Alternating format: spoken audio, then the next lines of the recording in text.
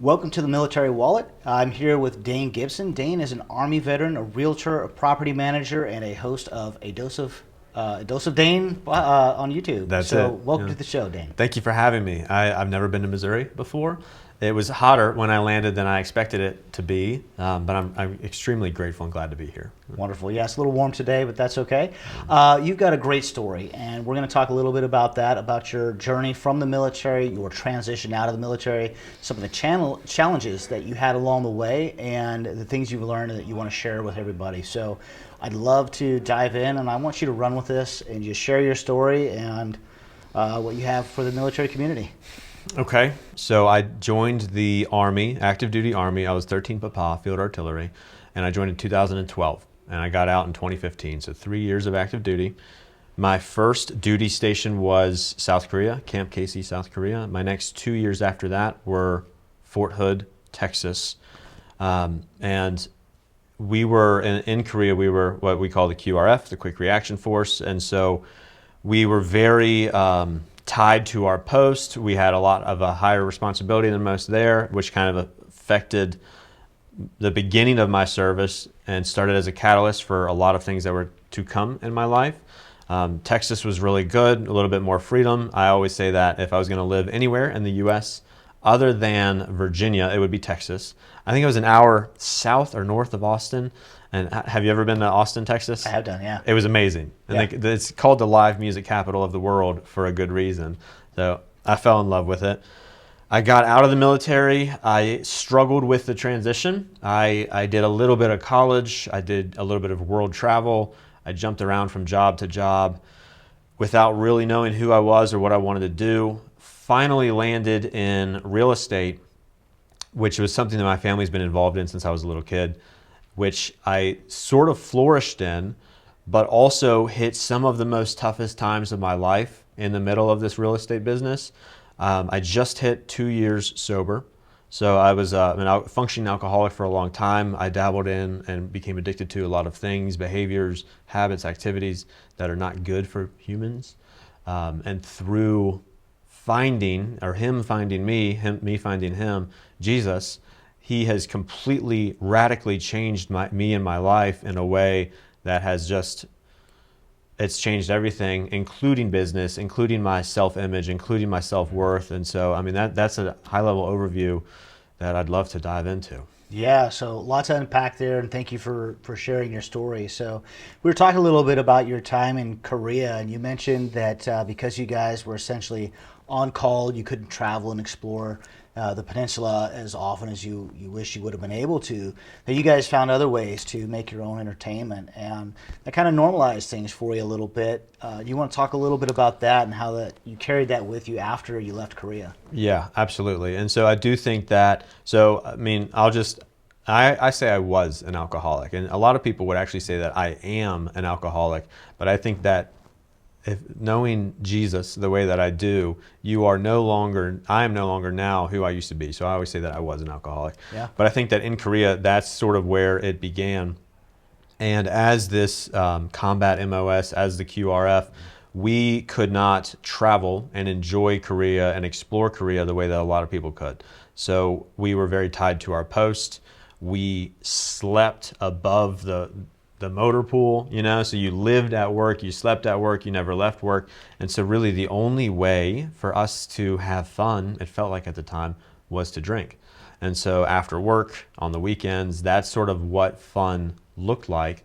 And I do think that carried over into Texas, that carried over into my life afterwards. And it eventually got to the point where it hit a couple of different rock bottoms. But yeah, I do think that and that's something a lot of veterans can probably relate to in a way. Yeah, absolutely. And when you're in a situation, you're young, you're brand new to the unit, you want to fit in. You see the old guard, and they're drinking, and that becomes your role models. Like, these are my sergeants, my NCOs. These are the guys I look up to. And when you have that pressure, you want to be one of the guys, it becomes normalized. This is what we do. Well, and we were also, and you understand this, but we were also 19 in the best shape of our lives. We were free in a way we had never been free before. We were making more money than we had ever made before. Looking back on it, you realize how much you weren't making. But so all of this cocktail of life led to like, well, let's go out and have fun and drink and enjoy. And not everybody leaned on it in a way that I think I did and some of us did. I don't think that's the military story, but it did end up being mine. So yeah. Yeah, I think most of us in the military have been in units where drinking was acceptable, even if or even like it was the thing to do, not just accepted, but this is what we do. So I'm sorry that you took that with you, but I'm glad that you've had that opportunity to realize that you needed to change. So talk a little bit about when you went to Texas and what came next for you. And then about that transition, because you mentioned that was a lot of soul searching for you and trying to figure out what's next. Yeah, so Korea is the first year, Texas was the next two. And how familiar are you with Fort Hood? So I've driven by it many times. I used to be stationed out in Dyess Air Force Base in Abilene. So driving from Abilene to my parents' home in the Houston area, we would go right by, I would go right by Fort Hood.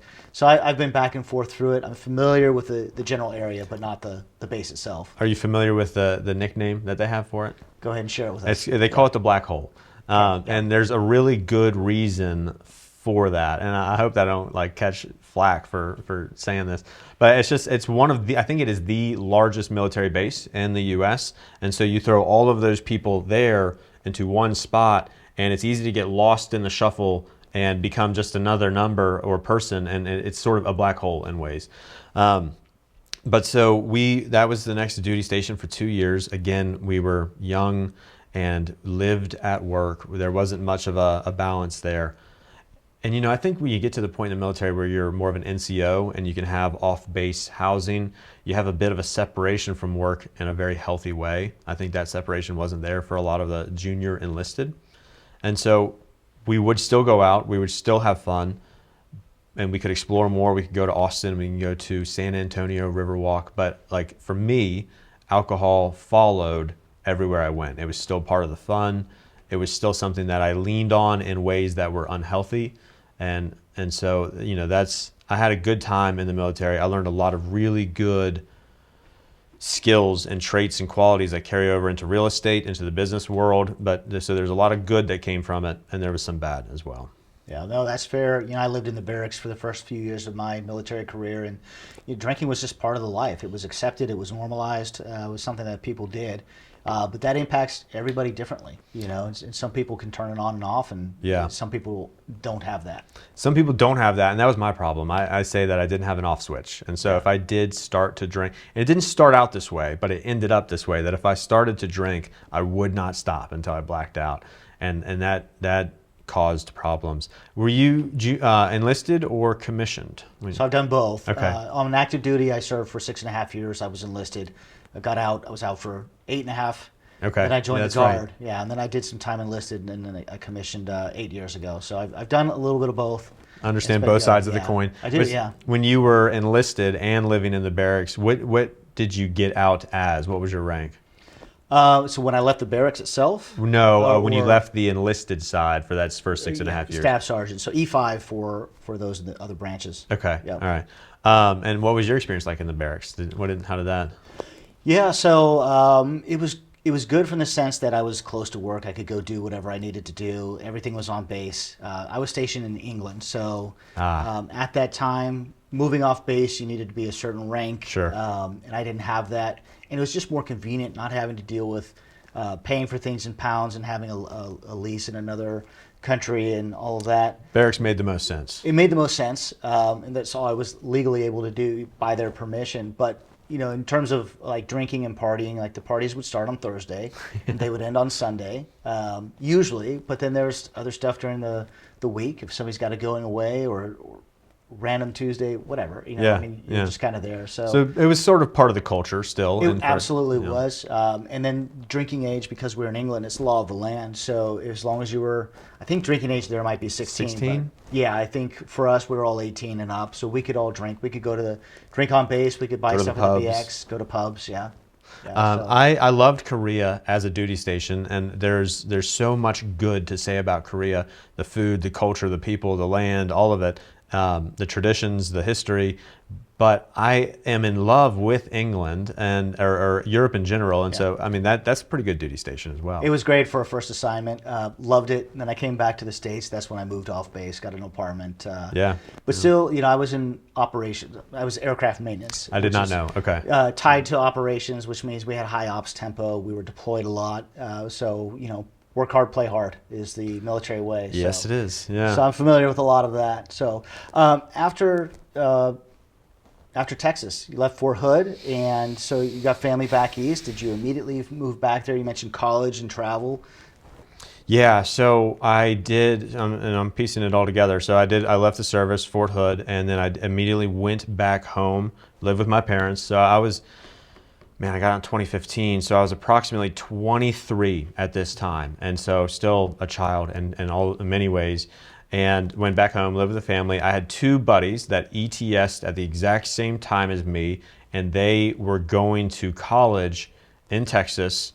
They were trying to go to the local community college called Blinn Community College, and it feeds into Texas A&M. So they had the goal of going to Texas A&M. I ended up leaving Virginia and going to live with them at College Station in Texas, and did college for a little while.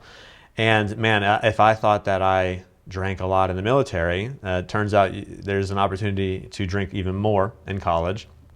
And so I actually found myself in one of the lowest points of my life in College Station, Texas, during college, and it was a night after drinking.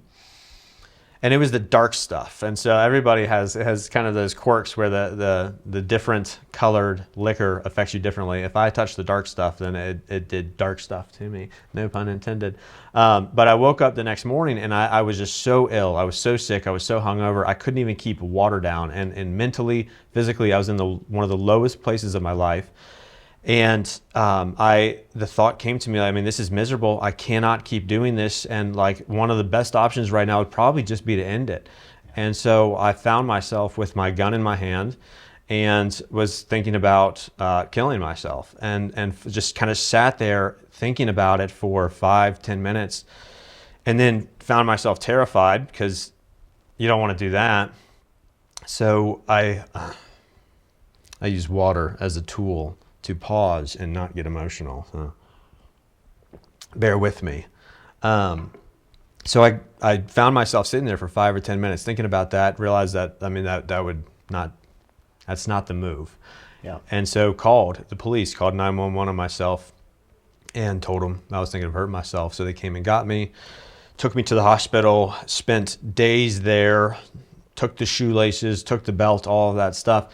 And as I came out, and they hydrated me, and so as I kind of came out of that, I was way better mentally, but just kind of realized that I was spiraling.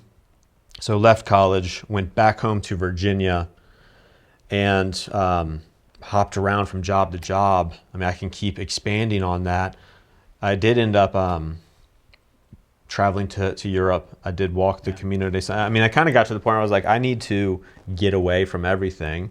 And so I ended up walking the Camino de Santiago for 40 days, and then came back, tried to find a way to produce money, started at UPS. Turns out those trucks really needed to be loaded early in the mornings. And waking up at 3 a.m. is something that will also affect your mental. I think mental health has become so important to me that I've realized that I will not sacrifice it for anything. No amount of money, no amount of anything worldly is worth giving up your mental health for. So, am I rambling too much? No, you're fine. No, thank you for sharing that, though. I know it's not an easy story to tell. I think most of us, military members or not, have been touched at some point by suicide. I believe somebody that. we know, somebody in our family, somebody we went to school with or served with.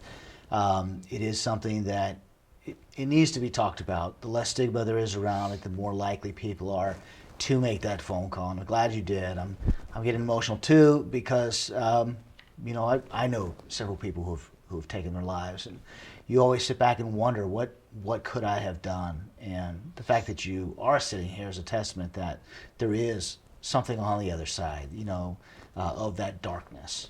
So thank you for sharing that. Yeah, I think it's a big thing. It's very real, and I mean, I mentioned it earlier. I think it might be corny, but I think it's true. I think the devil dines on what we keep in the dark, and so by keeping something in the dark, you're doing yourself and the world a disservice. And so, suicide is a very real thing.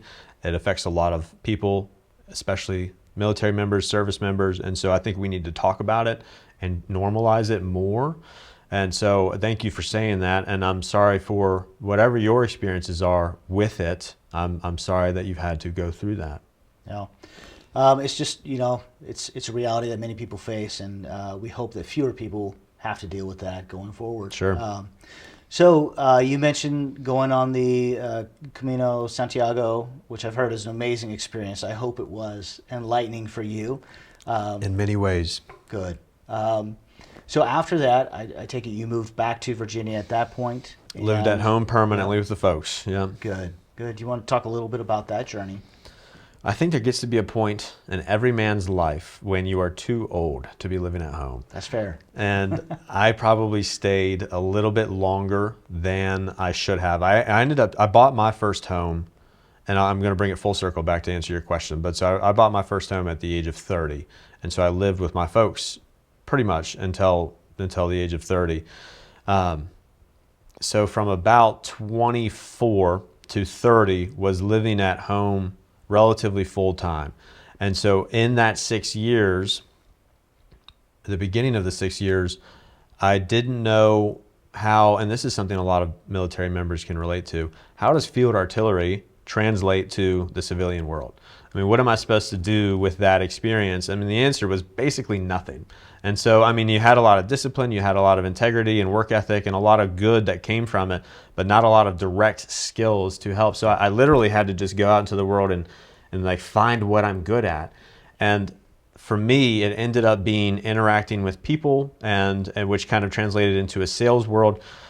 So I did start at UPS, hated the early mornings, and then ended up at a local mom and pop suit shop or a men's clothing store. So I sold suits. I would sell clothes like you and I are wearing right now. Started tailoring a little bit, but also found that I was really, really good at selling things. And here's the thing: is I don't think that selling. I think like if I'm a good salesperson, I think that can come with a negative connotation as well. I'm not getting you to buy something that you don't want, but I think it's helping you understand what you do want, and then making you happy. But so I was good at selling clothes. I figured if I was going to make a commission on selling clothes, I might as well make a commission on what the most expensive thing that people typically buy, being a house. So I did dive into real estate. And having the family ties there probably gives you that familiarity and something you can latch on to and kind of have a little closer tie to your family as well. It's true, yeah. So my family's a local builder, and my dad's been building homes since 89 or 90. And so I've always been around the job site. I swept them during the summers and between high school. And so started my own little real estate business in 2018. And so what is that, about 7 years? And it was tough. I mean, there's a lot of advice I could give. I mean, it's a good, viable career path for veterans and for service members. You expect to make $0 for the first 6 to 12 months. But I ended up thriving in real estate, which I think was a big part of maybe ended up connecting with you guys in a way. Oh, that's wonderful.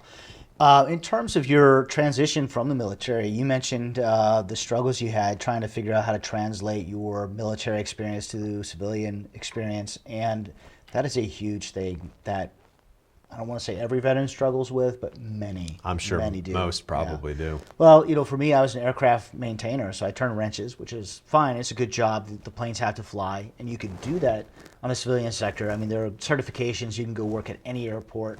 Or translate that into any kind of mechanical work, right? So if you can fix an airplane, you can go fix a car. You have to learn the differences and get certifications. Yeah. But if you can fix one, you can fix the other. Yeah. But it's not what I wanted to do. It's different when doesn't you're wearing surprise the me. uniform. If you could go shoot field artillery as a civilian, like I might do that. you Actually. might, Yeah. that might Yeah, be fine. but I get the point. Yeah. Yeah. So for a lot of people, they want to do something different. Maybe in the military they signed up for a career, and maybe the recruiter talked them into it, or that's all they had when they went to MEPS. Like there weren't a lot of options. Yeah, So that's true. they've got that, but now they're ready to change. And doing that transition into something different can be challenging, especially when you don't know what you want to do. And it takes a lot of self-exploration and understanding. I mean, and not to talk about it too much, but that was kind of what the Camino de Santiago was for me. Who are you and what do you want? And so take 40 days where you are with nobody else and you're on your own. You have to do a lot of self-analyzation. But so you're a good example, but you did not use your direct skill set after you got out of the military. No, and I know you didn't, but I have a lot of friends who didn't. A lot of guys that I served with, and some went directly into it, or they went into a contract or a consulting job where it was very similar. I actually started off kind of similar. I worked for a government contractor. Actually, I did that for about 2 years. No kidding. But it was more of a white collar. It was analysis of why the aircraft were needing certain types of maintenance. Okay. So I did use a little bit of it, but it took me a long time to find that job. I was unemployed for 6 months. So the mental aspects of the transition is challenging. My situation was unemployment for a few months, but not just that. It's the struggle of you're going 100 miles an hour. Maybe you're an NCO or an officer, and you're in charge of. It could be 5 people. It could be an officer in charge of an entire wing with 500 or 1,000 people, or a battalion commander or something like that, or and all of a sudden your responsibilities are gone and your sense of purpose and your mission. So It's completely shifted. it's shifted, yeah. So the big thing is to find something that you don't have your identity wrapped into your military service, but it's hard to understand what that means, Especially when you're in until it. you step away from it. So Sense of identity, man. I think sense of identity, if you know who you are and you're rooted in the right things, then life is just better in every single aspect. But finding your sense of identity is probably like life mission number 1 for most people. So, but how do you do 6 months of unemployment? I mean, do you have a big bank account? Do you file for unemployment? Yeah. Or? I would say all of the above, but big is relative, right? Okay. So I, during my 6 years on active duty, I had a 1-year duty assignment where I traveled around the world, and I did 5 deployments. Now, these are Air Force deployments, not Army deployments of a year. They were more like 3-4 months.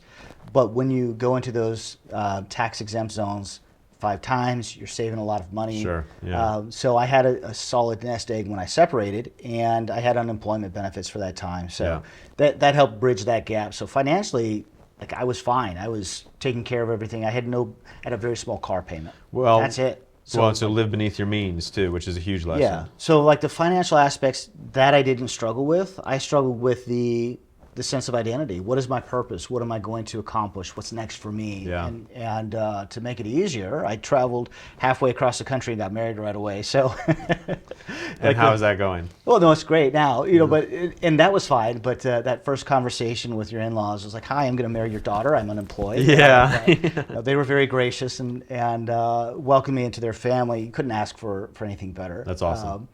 But it's challenging when you're trying to figure those things out, and you're like, you get engaged, and I'm going to get married, and I don't have a job yet. I promise I'll have a job. I promise I'll figure out how to support us. Yeah. But it went well, but it wasn't easy, right? And I think my story is unique, only that it's mine. But every veteran has their transition story, Totally. Or they will have their transition story. Well, and I think the good point is that every veteran has transitioned, and it's not easy for probably the majority of them. There's a lot of my problem is that there's a lot of resources out there that veterans just don't know about, and so I think that that's an untapped resource, which in an unfortunate way, but all veterans do struggle with transition in one way, shape, or form, and I think, but your self-identity is a huge part of that transition. It is, yeah, I agree 100%. And as you mentioned, that should be, finding your self-identity should be life priority number 1. I'm helping, so it's I don't know, a little bit of a plug here. I just joined up with a local to, actually I think they're nationwide, still small, still growing, a nonprofit called the SAFE Project. Are you familiar with that? Not. It's Stop the Addiction Fatality Epidemic, with the started from military family whose son passed away from an addiction overdose, or drug overdose, and now they've started this nonprofit with the idea that like we need this to not happen to veterans anymore. And so, but the biggest thing that veterans struggle with from this nonprofit's point of view is the transition from military to civilian life. And so like, how can we give them these resources? How can we help them with this transition and realize that you're not coming out of the military and starting from ground up. I mean, you have so much that you're already building on top of, that you're starting from a foundation versus ground zero, you know? So I think it's an important thing for veterans to realize. No, it sounds like a great organization, and it's good. You know, thank you for sharing that. Yeah. So as you're going through your situation, your transition, recognizing that you have a problem with addiction, can you talk a little bit about maybe when you hit rock bottom and you realize I need to change, I need to kick this addiction once for all, and maybe about how that transition went?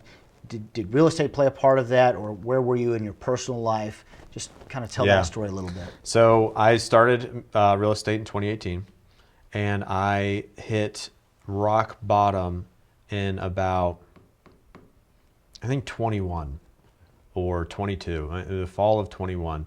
And this is COVID, and it was a very dark time for a lot of people. You couldn't leave the house, couldn't do anything, and you already saw what I was doing for fun in Korea, so you can only imagine what I was doing for fun during COVID. But I will share this, that alcohol was a huge part of my addiction, but I also found myself abusing prescription medicines and addicted to that, and addicted to, I mean, I don't know if this is taboo or not, but even just like pornography, you know, I mean, there were so many Band-Aids that I was slapping on my life, and it turns out that didn't fix anything. It was a quick fix that didn't solve the root issue. So I told you that my problem is I didn't have an off switch, and my thing was that I told you about wanting to, having suicidal thoughts back in college. That was low point number one. Low point number two was I would always find myself passed out on my kitchen floor. And so if I started drinking in the morning, I wouldn't stop till I blacked out. I would always wake up at some point on the kitchen floor. And I got to one point where, and I was still very functioning. I was still doing my real estate business. I was growing. I was getting to work. I was doing well. I was actually thriving in some ways. Yet there was this dark part of my life that I just couldn't get a hold of. And I would go to morning workouts and still maintained a pretty consistent, good lifestyle. But one night I woke up on my kitchen floor, completely hungover, completely ill, very similar to back in college where I did want to kill myself. And on my kitchen floor, for the first time in 15 years, said, I can't do this anymore. Like, I literally cannot. I can't stop. And so I said, God, if you're there, I'm going to try not to get emotional. If you're real, I need you now. What a trick. And he showed up. And I didn't see anybody physically standing there. Nobody can look on the face of God and live. But there was no doubt in my mind that there was somebody in that room with me who loved me and wanted more for me. And he said, excuse me. He said, son, there's a different way of doing things now. And so let me take care of you. And let me show you a new way of doing things. And from there, I went to the morning workout the next day, and I broke down in tears with a good buddy of mine who led the workouts, who was a very devout Christian. And I told him, I said, I encountered Jesus, and I don't know what to do. Everything's changed. From there, I started to shake. I call it shedding old skin. Yeah. You don't shed old skin overnight. You don't wake up the next morning, be a brand new man. You've got 15, 20 years of bad habits that you have to shake. So, I mean, but that was low point and best point of my life, I guess that you could say it. And from there, everything started to change radically. I'm happy to dive into that. It changed business. It changed me. It changed my form of self-identity. It changed finances. I mean, there's just, you can unpack an hour's worth of stuff just from there. That's amazing testimonial. Thank you for sharing that. I know it's not easy to recount that, but at the same time, I can see how much it's impacted your life, and I hope that it does impact somebody else too, to understand that there is something else. Whatever we're facing, whatever demons we may have, whatever addictions we may have, the struggles we may have, we're not alone. And whether you find that solace in a friend, a family member, whether you find it in your faith, it is there for us. And I thank you for sharing that. So what did that look like for you? What was that change? Obviously, it's not overnight, as you mentioned, but can you walk us through a little bit of what that looked like for you? Yeah, and I mean, there's so much that's to figure out the best way to say it, but it did impact my life. It did impact business. So I got baptized in the fall of 22, and so it was shortly before the fall of 22 where I had the moment that I just explained to you. And so shortly after, in that encounter in my kitchen, I mean, I changed everything. I started pursuing Him. I started reading the Bible. I started going to church. I just needed to know more. And so in that pursuit, I got to the place where I was viewing things differently. The things that had luster of this world no longer were quite as shiny anymore compared to Him. And so I found myself trying to quit alcohol, but still couldn't.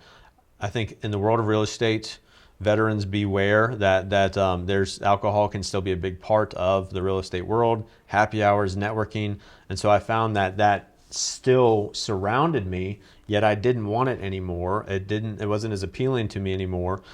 And so eventually I got to the point where I think he, for lack of a better word, spoke to me and said, Dane, I have so much for you. I have so much joy and laughter, and I have such a good life that you will never see if you continue to go down this path.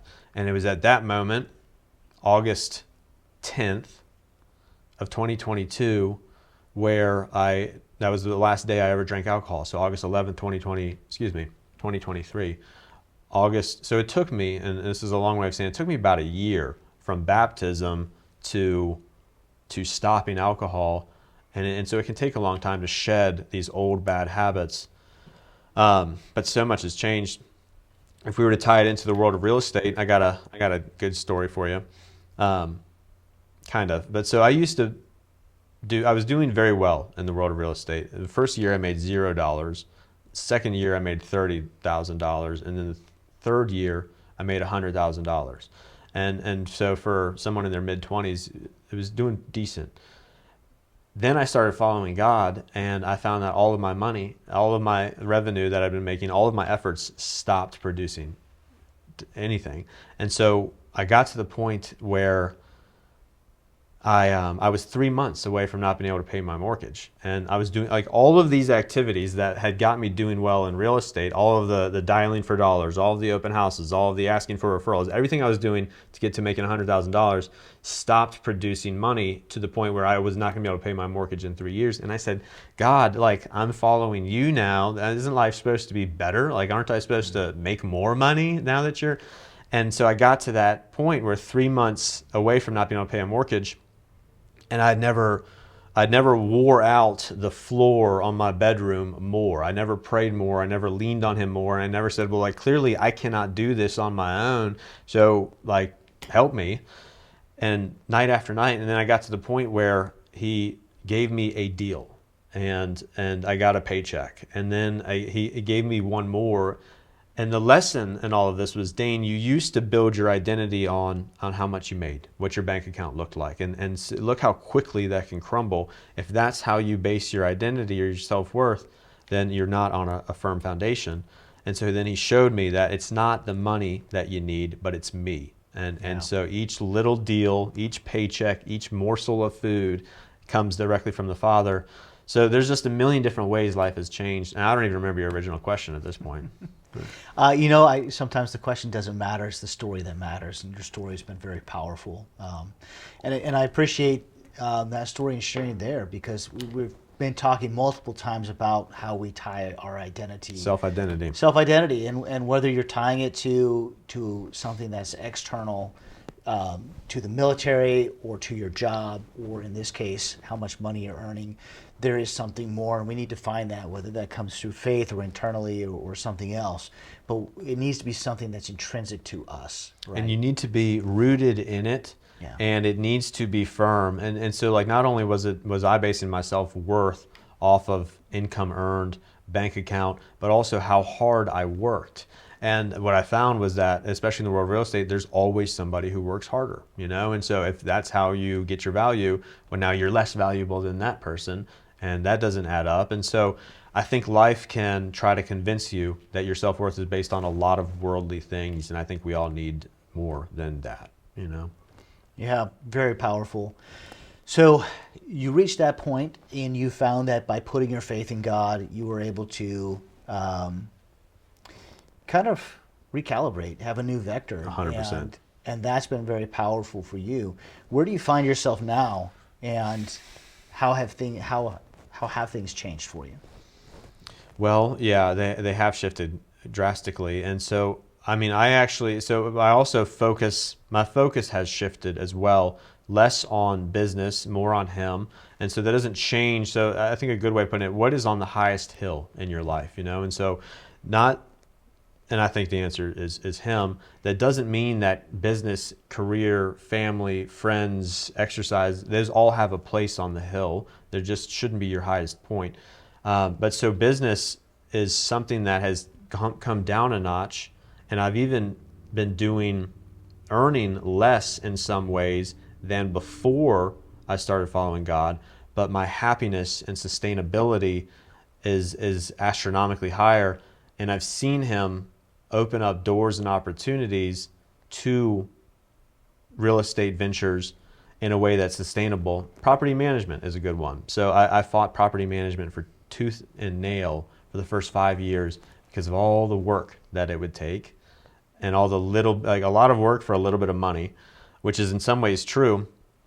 But then I started following Him, and a door opened up for it in a way that was just unexplainably from Him. And so I said yes to property management.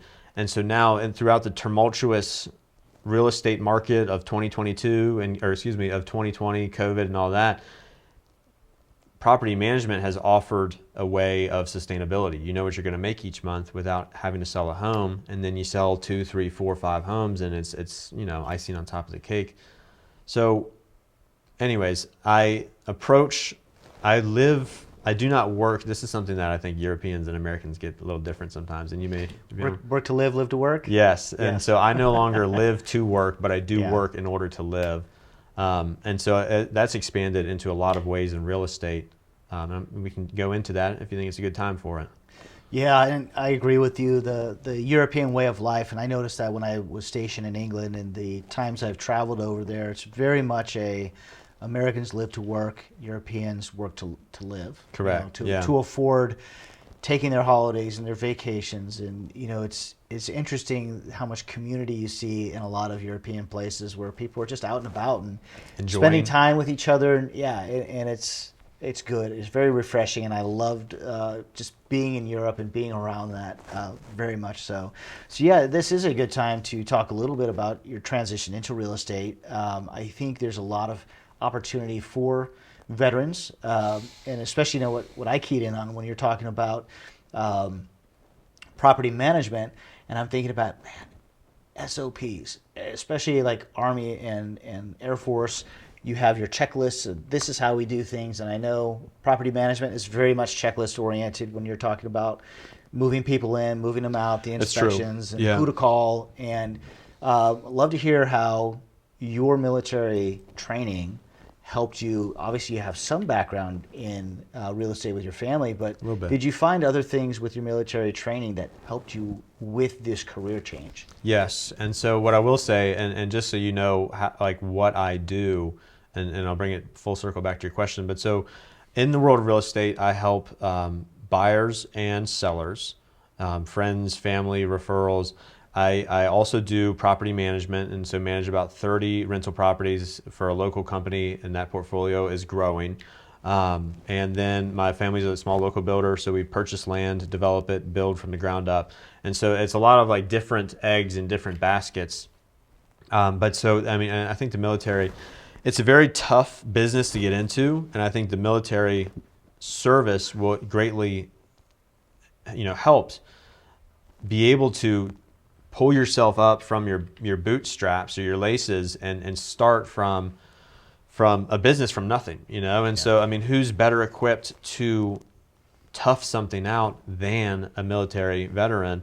Not many people. And so I think that the discipline, the work ethic, the early mornings, the, hey, I've got to go and I cannot stop until I succeed mentality is a huge part of it.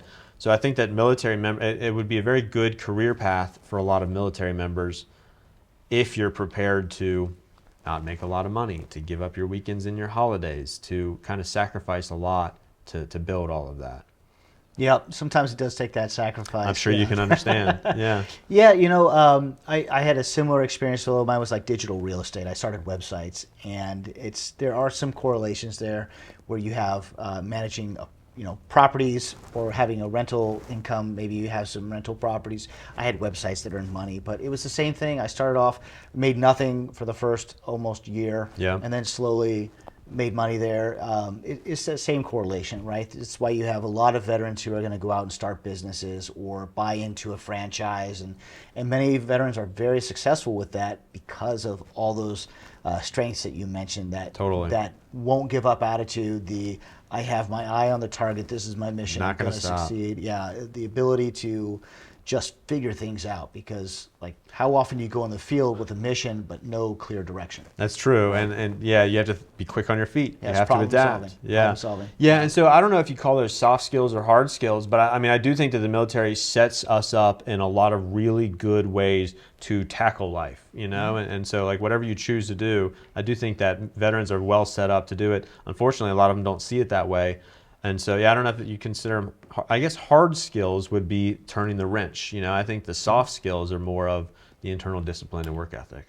Yeah, it's also the talking to people, right? It's Yeah. being able to have those conversations, find out what their needs are. When you're in sales, there's a lot of soft skills in sales. Totally. Yeah. And I mean, you have to kind of, the way I would sell or cater to or help person number one is completely different than how I'd help person number two. And it's actually like leadership styles in the military. I think that if you are the same type of leader for all of your soldiers, you're going to not lead well for at least some of them. I think you have to kind of cater your leadership style to the individual to meet them where they're at instead of forcing them to meet you where you're at. And so, I mean, so soft skills, navigating people, social situations, I mean, that's important in life anywhere. 100%. One of the other things that struck me about your journey and your path and where you are now in real estate, you've got your pot on several different fires, and I love that from the perspective of having multiple streams of income. And you'll hear that a lot from a lot of gurus. You just need to have passive income, or you need Right. to have multiple streams of income. But as it pertains to real estate, you've got your realtor, or you're making commissions on sales, or if somebody buys through you. Yep. You've also got the property management. So there's a lot of different ways where you can have a little bit of money coming in over here and a little over there. And I find that to be very helpful in my life. I've done the same thing with having web properties where I've done some consulting. I've done some small business type things. So for me, that works. But some people from the military, they prefer I want that steady, here's my 9 to 5. I know. No right or wrong. No. Just different ways to look at it. And it's good to understand that there are different options out there where you don't need to get that 9 to 5 salary job. You can be that entrepreneur, or you can be that person in real estate who's going out there and having your pot on different fires and having different streams of income. A lot of ways to do it. And we've only talked about a few of them, Yeah. And so, I mean, the ones that we just talked about are more of the traditional methods, but I mean, there's also wholesaling. There's also fixing and flipping. There's also I mean, you could become a Class A contractor and do renovate. I mean, real estate offers a lot of opportunity for a lot of people. Sure. And it might be tough to get into, but you also get to a point where the business starts taking care of itself, and you can go from having to wear a suit every day to wearing, having long hair and carrying a little bit less than the beginning. Yeah, There's a lot of good opportunities. Short-term rentals is another one, and then some people will do kind of the It's true. Syndications where they're letting somebody else do the property management and find the investment. They're just putting a little cash into it, and they get. It's a nice hopefully, if spot all to be. goes well, they can get cash flow out of it, or either upon an exit or as part of their dividends, that kind of thing. So, tons of ways to make money in real estate. What does success look like to you? Yeah. And so I heard it somewhere. This is not my original thought. I was probably scrolling on YouTube Shorts, but it resonated with me. And so the way that I would define success now is the man that or woman that wakes up. Well, actually, the man that wakes up in the morning and has the least amount of pressure on his chest.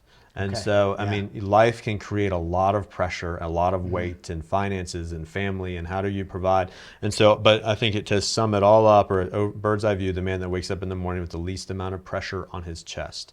And what I will say is that through finding God and realizing that I don't have to white knuckle my business, I don't have to go and find every single deal on my own, just do your best each day, be able to end the day and say, like, I can hang my hat on that.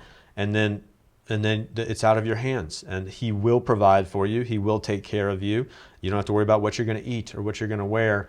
And so I wake up with no pressure on my chest because I know that I'm well cared for, and that business will. So it's less now about the income. It's less now about how many deals I'm getting, and more about Him. It's not to be too corny, but.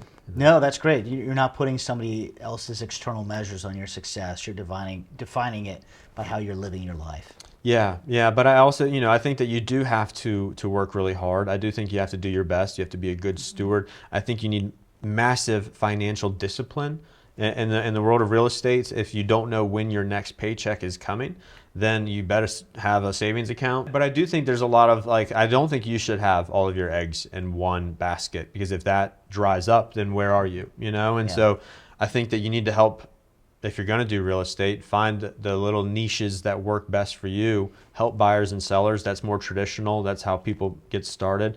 And then see if you do like property management, see if you do like new construction, or do you want to wholesale contracts, or do you so I mean, there's a lot of opportunity in that world. There is indeed. So let's go back and look at your transition. And your transition has a big story arc. Looking back on your journey, what advice would you have to somebody who is about to transition? Maybe it's in the next 6 months, maybe it's the next 2-3 years. What advice would you have for them? The soon-to-be transitioning military member, what advice would I have for them? Yep. Financially or life? Both. Yeah, no, it's a good question. Financially, I would say live beneath your means. I think that you need to sock away money. I think you need to, there's something that, again, I probably heard it on YouTube, but it resonated with me. And so if you had to break down people into two categories of wealthy or not wealthy, or maybe like going to be wealthy or not wealthy, what the wealthy classification asks themselves is, how much does this item cost? What the not wealthy ask themselves is, how much does this item cost per month? Yeah. And so I think that we need to be really, really wise with, are you familiar with the parable of the talents by chance? Mm-hmm. Okay, so. But go ahead and paraphrase for those who are watching. Well, yeah, so I mean, we are in life. The parable of the talents is there's this employer who gives his employees, or basically 1, 2, and 5 sacks of gold. And he says, go take this and do more with it, and do something good with it. Yes. And so the one who's given 1 buries it and leaves it there to be safe. The one who's given 2 ends up doubling it, turning 2 into 4, and then the one who's given 5 doubles it and turns it into 10. And then the employer comes back and says, okay, well, show me what you did. And he commends the ones who doubled what they were given, and he reprimands the one who hid his 1 and said, like, this is not what I wanted of you. You've given me the exact same amount that I gave to you. You've done nothing. And so with the idea being that we're all not given 5 sacks of gold in life. Some of us are given 5, 2, or 1. The idea is to take what you are given and be a good steward of it. And so, but to do that, I think we need to not buy to consume. I think we need to buy things that end up making us more money. And so, Buy assets, not liabilities. Correct. Yeah, and I mean, real estate is a really good example of it, though. So you buy one single home, and there's 3. And let's say it's a rental property. So you have somebody who's paying your mortgage for you. You're making a little bit of money on top of all of that, and it's going up in value. And so you've got 3 green asset things, all from one property. And so so live beneath your means, sock away money, and then spend it on something that will end up making you more money. That would be my financial advice. Love it. Yeah, it's good advice. To put it simply, yeah. Yep. Life advice: seek Jesus. Yeah. And and here's the thing is, though, I think that everybody, and for those of us that don't necessarily want that religion, I think that my even a step back advice would be seek a higher power, seek something higher than yourself. Ask questions. Don't just believe something because somebody tells you to believe it. Dig and get to the bottom of things. And I mean, I think I know where you'll end up if you do all of that, but the point is you need something bigger and better than yourself. So life advice would be, don't base your identity on how hard you work, what other people think of you, what your bank account looks like, but you need to base your identity on something way deeper and bigger than all of those worldly things. Yeah, powerful words. Your story has been very powerful. I appreciate you sharing that with us, with me and everybody watching. And, you're a testament that the things that we go through, you are not alone. We are not alone. And there are times when we're going to struggle and we're going to have those challenges. And when we can find a way out of that, whatever it takes to do that is what it is for you. It's your faith, and for many people it is. But even if you haven't gotten to that point where you have found faith yet, there are still ways to get help. And just picking up the phone and calling, asking somebody for help, sharing the things you're going through. There are many people out there who are willing to help and willing to listen and willing to give you that hand up. So, Dane, thank you for sharing your message, and for everybody who's watching. If you are struggling, please reach out for help. Pick up the phone, send an email, reach out to a friend or family member. You do have somebody who cares about you. So thanks for joining us.